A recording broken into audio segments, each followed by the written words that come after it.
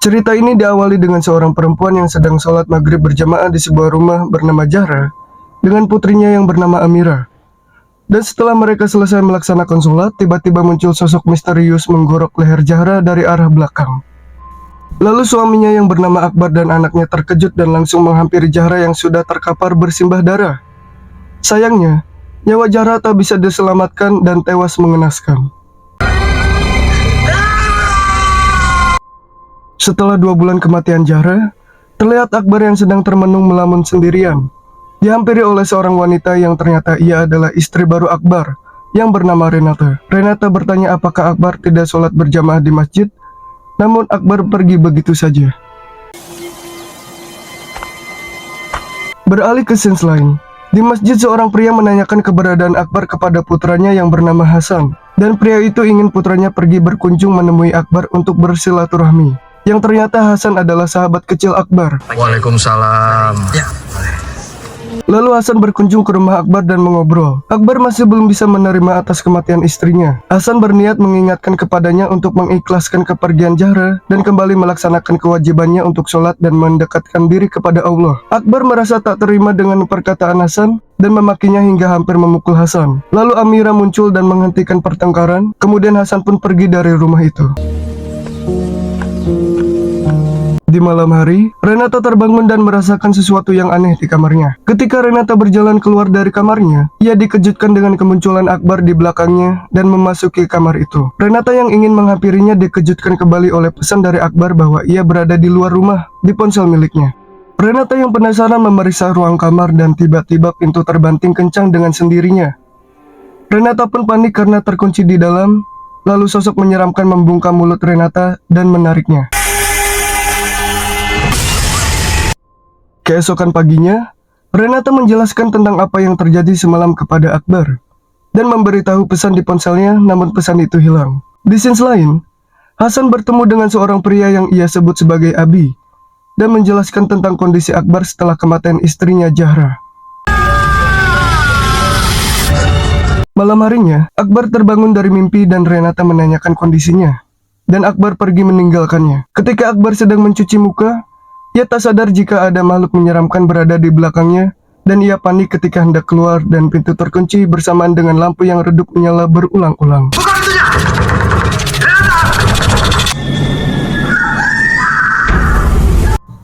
Lalu ia mendengar teriakan Renata dan menghampirinya. Terlihat Renata yang sedang memeluk Hasan dan kemunculan Hasan dari arah tangga membuatnya bingung. Tak disangka, Renata sedang memeluk sosok makhluk tinggi yang menyeramkan. Esok harinya Akbar menemui seorang kiai yang ia sebut sebagai Abi. Ia menjelaskan jika ia sedang dalam masalah besar dan tak tahu apa yang harus ia perbuat. Lalu Abi memberitahu Akbar jika ia harus menyerahkan semua masalahnya di hadapan Allah. Dan Akbar tak bisa berkata apa-apa, lalu meninggalkan Abi. Malam harinya, Amira mendengar suara ajakan dari seorang anak kecil dan menghampiri sumber suara itu. Ia bertemu dengan seorang anak kecil yang menyeramkan, dan ia menemukan benda yang terbungkus dari potongan kertas. Di tempat lain, Renata menghampiri Amira yang sedang tertidur dan berusaha menusuknya dengan sebilah pisau.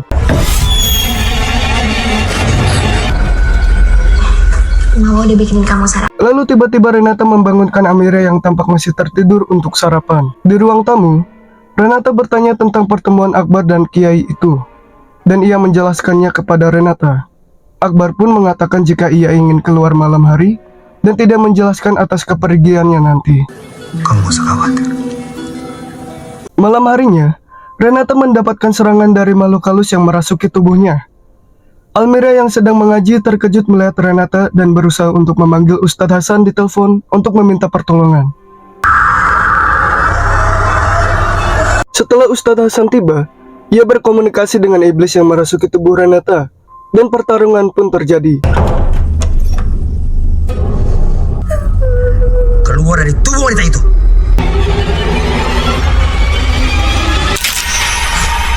A'udzubillah. Allahu Akbar. Ustadz Hasan membacakan ayat-ayat suci dan berhasil melumpuhkan iblis dalam tubuh Renata. Namun Akbar tiba-tiba muncul dan melihat Ustadz Hasan dan istrinya dalam kamar. Akbar pun emosi dan menuduh jika Hasan mempunyai hasrat kepada istrinya, yaitu Renata. dan mengusir Hasan untuk pergi dari rumah itu. Ini kamu selalu bicara soal kebaikan, tapi ternyata kamu menyimpan hasrat dengan istri. Esok paginya Akbar yang masih emosi bertanya kepada Renata tentang peristiwa semalam itu. Renata pun menjelaskan, namun Akbar tidak mempercayainya. Di tempat lain, Hasan yang sedang duduk sendiri dihampiri istrinya yang bernama Aisyah. Aisyah memberi dukungan kepada Hasan untuk mengembalikan Akbar ke jalan yang benar. Dan malam harinya, Amira yang ingin tidur bertanya kepada Hasan jika benar ada hantu di rumah itu. Hasan pun berusaha menenangkannya bahwa tidak ada hantu di rumah itu. Amira pun bertanya kemana Hasan pergi setiap malam.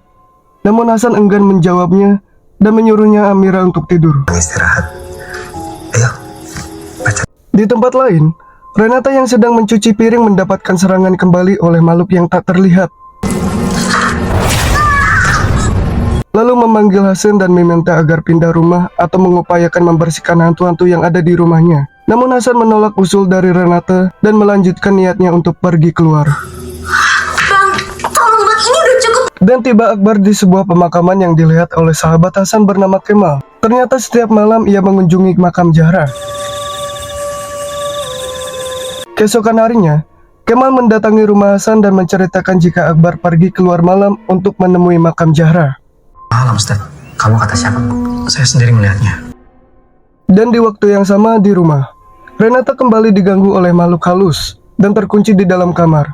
Tak berlangsung lama, pintu kembali terbuka dan muncul Akbar di hadapannya. Manggil Ustaz Hasan lagi?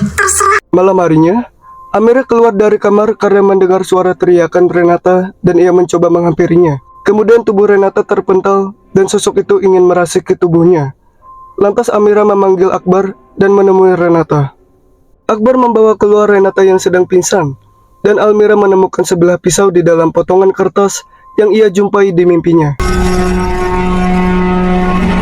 Esok paginya, Akbar menjumpai Abi dan menjelaskan tentang teror yang dialami istrinya. Lalu Abi menjelaskan jika ada dua hal yang memungkinkan manusia melihat makhluk gaib.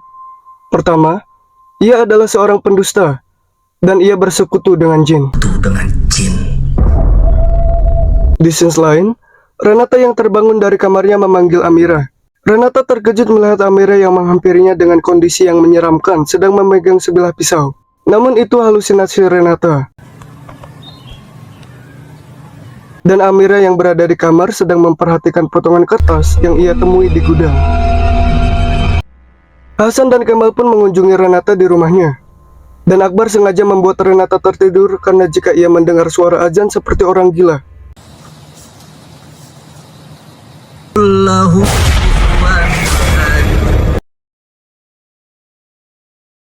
Kemudian Kemal pun mencoba meruqyah Renata. Namun Renata terbangun dan mencekik leher Kemal. Lalu Hasan membaca ayat kursi dan Renata pun kembali tertidur.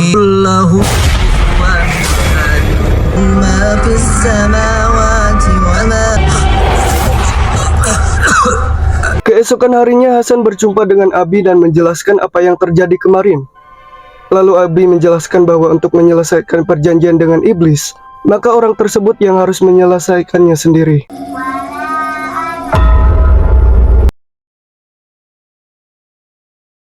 Sementara itu, Renata berniat untuk membunuh Amira dengan sebilah pisau karena mendengar Amira yang sedang membaca Al-Quran. Namun tiba-tiba Renata pingsan tak sadarkan diri dan Akbar muncul untuk menyelamatkan Amira. Ayah.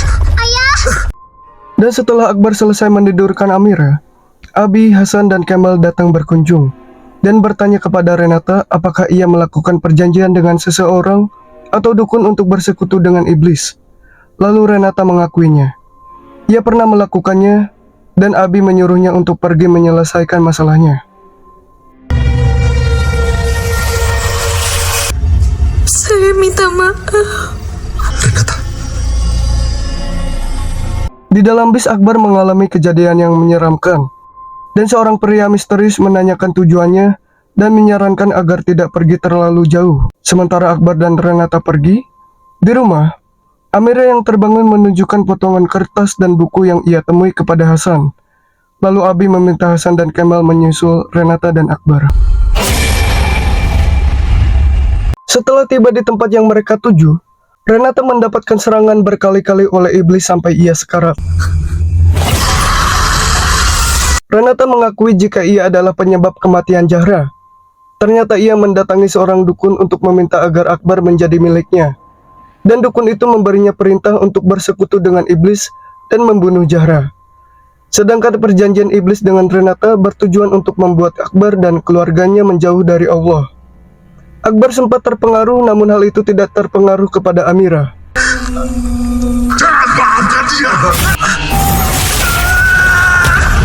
Saat Amira menjelaskan semua yang terjadi, Akbar yang kini mendapatkan serangan dari iblis. Dan saat itu, Hasan dan Kemal muncul dan menyelamatkannya. Namun naas, nyawa Renata tak terselamatkan. Innalillahi wa inna ilaihi raji'un. Saat mereka ingin keluar dari tempat itu, Hasan dan Kemal pun ikut diserang. Perkelahian hebat pun terjadi. Hasan membacakan ayat suci Al-Quran untuk melawan iblis itu. Dan iblis itu pun kalah, tubuhnya terbakar kemudian lenyap seketika. Film pun selesai.